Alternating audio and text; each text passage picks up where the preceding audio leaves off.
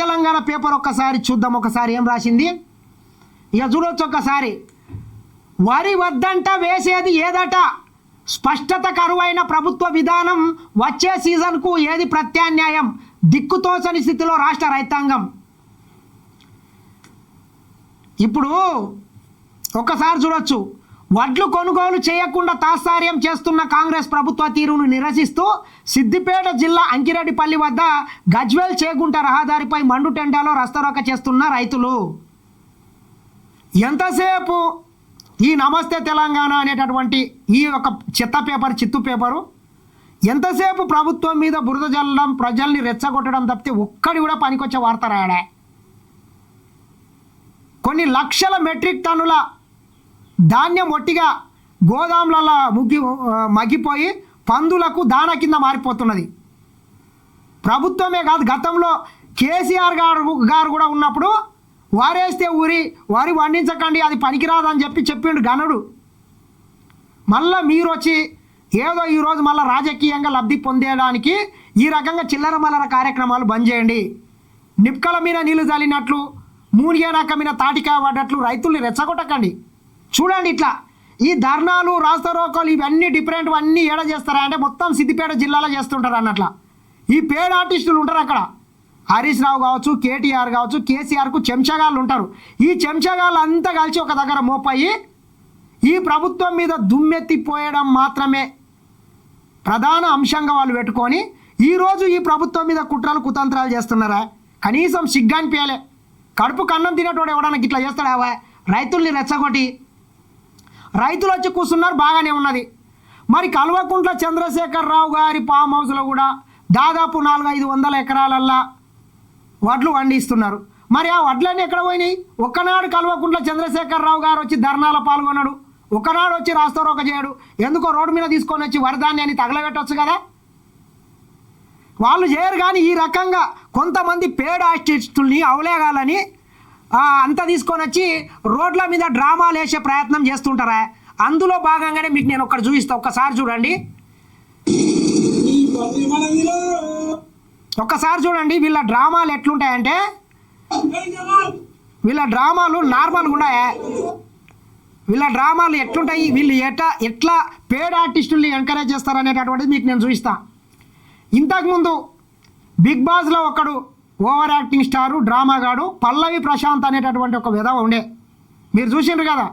Big boss win అయిన తర్వాత పోలీసుల మాట వినకుండా, వాళ్ళు చెప్తే కూడా వినకుండా రోడ్డు మీదకి పోయి దాదాపు ఆర్టీసీ అక్కడ ఉన్నటువంటి బస్సులని ధ్వంసం చేయడంతో పాటు రోడ్డు మీద విచక్షణ రహితంగా దాడులకు పాల్గొన్నారు కదా. ఆ కేసులో జైల్లో కూడా వచ్చింది కదా పల్లవి ప్రశాంత్ గారు. వాడు వచ్చి నిన్న కల్వకుంట్ల చంద్రశేఖరరావు గారి, అదేవిధంగా హరీష్ రావు గారి, కేటీఆర్ గారి ఆదేశాల మేరకు ఒక డ్రామా రక్తి కట్టించే ప్రయత్నం చేసిండ్రా. మీరు చూడండి ఒకసారి.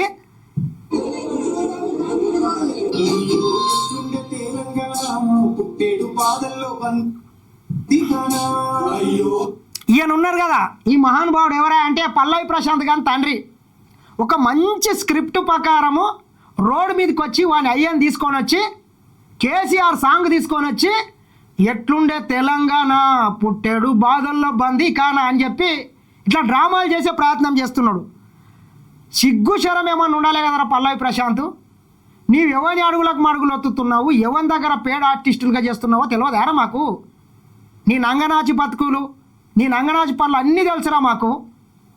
మీ అయ్యగాని తీసుకొని వచ్చి రోడ్డు మీద కూర్చునబెట్టి ఒక మంచి స్క్రిప్ట్ చేసుకుంటా ఏకంగా పోలీసు వాళ్ళ కాళ్ళు మొక్కిస్తున్నాడా? గతంలో బిగ్ బాస్ నేను ఒకవేళ గెలిచినట్లయితే నేను రైతు బిడ్డని అని చెప్పి నేను గెలిచినటువంటి ప్రైజ్ మనీని మొత్తం రైతులకే ఇస్తానని చెప్పి అందరినీ మొడ్డలో కలిపినావు. మళ్ళొక్కసారి వచ్చి రోడ్ల మీద డ్రామాలు చేస్తావు సన్నాసి. ఇట్లా వీని అయ్యని తీసుకొని వచ్చి ఇట్లా రైతు మీద డ్రామాలు వేసే ప్రయత్నం చేస్తున్నాడా?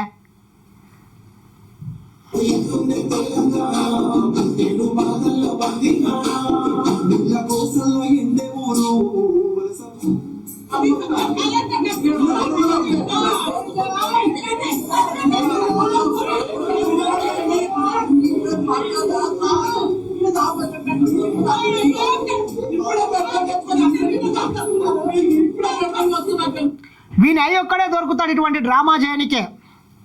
కొడుకే కాదు, కొడుకు కన్నా అయ్యగాడు ఇంకెక్కువ మంచి పెద్ద ఆర్టిస్ట్ ఉన్నాడు.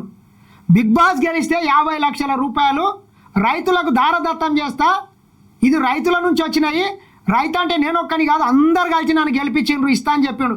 ఎన్ని ఇచ్చినవరా ప్రశాంత్గా? ఎందుకురా ఈ నంగనాచి బతుకు? ఇట్లా వాని అయ్యని తీసుకొని వచ్చి రోడ్ల మీద డ్రామాలు వేస్తున్నాడా?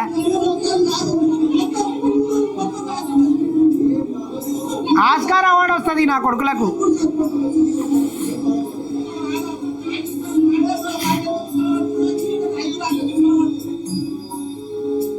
చూడుగా వాడు కూడా వచ్చిండు, వాని అయ్యతో పాటు వాడు కూడా వచ్చిండు. పల్లవి ప్రశాంత్ గాడు హరీష్ రావు దగ్గర ప్యాకేజ్ తీసుకొని ఇట్లా ప్రభుత్వం మీద దుమ్మెత్తిపోవడానికి కనీసం సిగ్గనిపించలే కదరా సన్నాసులారా. గత 10 ఏళ్ళు ఏడవనుకున్నావురా పల్లవి ప్రశాంత్?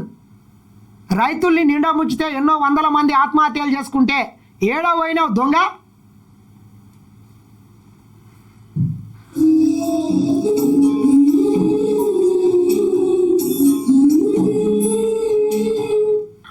ఇట్లా డ్రామాలు వేసే ప్రయత్నం చేస్తున్నారు అయ్యా కొడుకులు అందరు కలిసి. ఏమనాలి చెప్పండి? ఇంత నంగనాచి పనులు చేస్తే, ఇంత దొంగ పని చేస్తే, ఇంత లంగ పని చేస్తే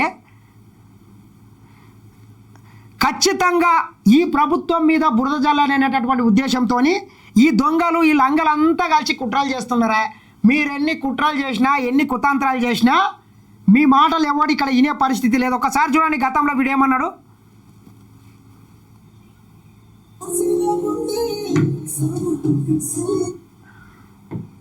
నేను ఒకటే చెప్పినా, రైతులై మాత్రమే బరాబర్ రైతులకి అంతే. అలా నేను ఒక్క రూపాయి తినేది లేదు. నేను రైతుల కోసమే ఆడినా, ప్రతి ఒక్క ఆట ఆడింది రైతుల కోసమే, నా కోసం ఆడలే. రైతు బిడ్డలు ప్రతి ఒక్క రైతుల కోసమే సపోర్ట్ చేయాలని వచ్చింది. రైతు బిడ్డనే పోయిండు. సో మీ కళ్ళ ముందు నేను ఒక్క రూపాయి తినను, అన్ని రైతులకు చెందుతాయని చెప్పినావు. ఎన్ని దేంగి తిన్నావురా పల్లవి ప్రశాంత్? ఎన్ని ఇచ్చినావు చెప్పరా రైతులకు? లెక్కేడున్నదిరా? 50 లక్షల ప్రైజ్ మనీ వచ్చింది కదా, ఏడున్నది లెక్క. దొంగ నీవు వచ్చి మళ్ళీ డ్రామా చేస్తావు. ఇంకొకసారి వినండి వాడు రైతుల గురించి ఇంకేం బీకిండు. మల్లన్న సాగర్ ఉంది ఇక్కడ, రైతులు దాదాపు 15 గ్రామాల రైతులు, వాళ్ళంతా రైతులు ఇబ్బంది పడుతుంది. వాళ్ళపైన మీరు ఏమైనా చేసిండ్రా గతంలో? నేనేమన్నా ఇప్పుడు ఏమైనా సీఎం పదవి ఇచ్చినా? నేను ఒక రైతు బిడ్డ కదా. ఏమంటున్నాడు?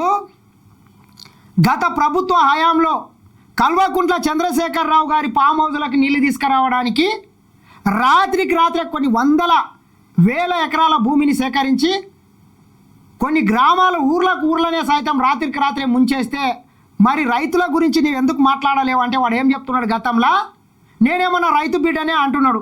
మరి ఇప్పుడేం గుడువనికి వచ్చినావురా బేకు? నాకు ముఖ్యమంత్రి పదవి ఇస్తే నేను రైతులకు చేస్తా అని చెప్తున్నావు సన్నాసి. నీ జిల్లాలోనే అది కొండపోచమ్మ సాగర్ కావచ్చు, మల్లన్న సాగర్ కావచ్చు, రంగనాయక సాగర్, ఈ ప్రాజెక్టులలో కొన్ని గ్రామాలే 10ల సంఖ్యలో గ్రామాలు రాత్రికి రాత్రే మునిగిపోయినాయి. ఈరోజు కూడా నష్టపరిహారం ఇచ్చినటువంటి పాపన అవ్వలేదు సన్నాసి నా కొడుక. మరి ఎందుకు వాటి గురించి మాట్లాడలేదు? నువ్వు రైతుల గురించి ఇంత పీకినా నాటినా కట్టలు కట్టినా నిన్న రోడ్ల మీద వచ్చి కూర్చున్నావు కదా. కేవలం కేసీఆర్ గారి ఫామ్ హౌస్లకు నీళ్ళ తీసుకురావడానికి రాత్రికి రాత్రే ఊర్లని మొత్తం నిండా నిలువడం ముచ్చితే ఈ రోజు కూడా రైతులకు నష్టపరిహారం ఇవ్వకుంటే భూములు కోల్పోయినటువంటి రైతులకు, ఆ రైతుల గురించి నీవెందుకు మాట్లాడలేదురా? అవులే పల్లవి ప్రశాంత్ ఏమన్నంటే నాకేమన్నా ముఖ్యమంత్రి పదవి ఉన్నదా అని ఆ రోజు చెప్పినావు. మరి ఈరోజు ముఖ్యమంత్రి పదవి ఉన్నదిరా రోడ్డు మీదకి వచ్చి ధర్నా చేయడానికి. కాబట్టి ఇటువంటి దొంగలు లంగలు అంతా కలిసి వీళ్ళంతా మోపాయి కల్వకుంట్ల కుటుంబానికి ఊడిగం చేసుకుంటా ఈ ప్రభుత్వం మీద బురదజల్లే కార్యక్రమాలు చేస్తున్నారు. కాబట్టి ఈ దొంగలకంతా కూడా మనం తగిన బుద్ధి చెప్పాల్సినటువంటి అవసరం అయితే ఖచ్చితంగా ఉన్నది. తెలంగాణ రాష్ట్ర ముఖ్యమంత్రి వర్యులు శ్రీ రేవంత్ రెడ్డి గారు నిన్న 2 రోజుల పాలమూరు ప్రాజెక్టుల సందర్శన కోసం ఉమ్మడి పాలమూరు జిల్లాలో ఉన్నటువంటి పలు ప్రాజెక్టులకు సంబంధించినటువంటి పనుల ప్రోగ్రెస్ ఏ రకంగా జరుగుతుంది, ఏ రకంగా భూసేకరణ జరుగుతుంది, ఏ రకంగా పనులను స్పీడప్ చేయాలనే